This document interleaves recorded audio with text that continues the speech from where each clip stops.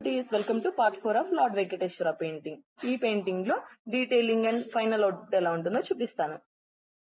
నాకు అసలు ఈ కలరింగ్ వేస్తున్నంతసేపు అసలు ఎంత హ్యాపీగా అనిపించిందంటే, ఒక్కొక్క డీటెయిలింగ్, ఒక్కొక్క కలర్, ఆ బ్రైట్నెస్ చాలా చాలా చాలా బాగా అనిపించింది. ఆ డీటెయిలింగ్ చేయడానికి నాకు మ్యాక్సిమం 3 hours పట్టిందనమాట మొత్తం డీటెయిలింగ్ చేయడానికి.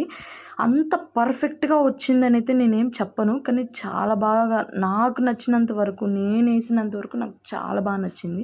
చాలా హ్యాపీగా అనిపించింది. ఆ వెంకటేశ్వర స్వామి రూపం నా చేతులతో దిద్దడం అనేది I'm so so happy and so proud.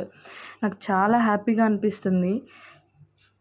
ఏం చెప్పాలి ఇంతకంటే ఇంకేముంటుంది. అసలు ఆ వెంకటేశ్వర స్వామిని నేను అంత బాగా వేయడం అనేది అసలు నేనైనా వేసానని నమ్మలేకపోతున్నాను నేను. అసలు నాకు చాలా బాగా అనిపించింది. ఆ నామం పెడుతున్నప్పుడైతే నాకు అసలు కంప్లీట్ చేసేసాను, అయిపోయింది అని అసలు ఎంత హ్యాపీగా ఫీల్ అయ్యానో నేను.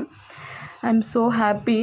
ఫస్ట్ ఆఫ్ ఆల్ అసలు ఆ డీటెయిలింగ్కి చాలా టైం పట్టింది. అసలు చాలా 4-5 days కంప్లీట్ చేశాను ఈ మొత్తాన్ని.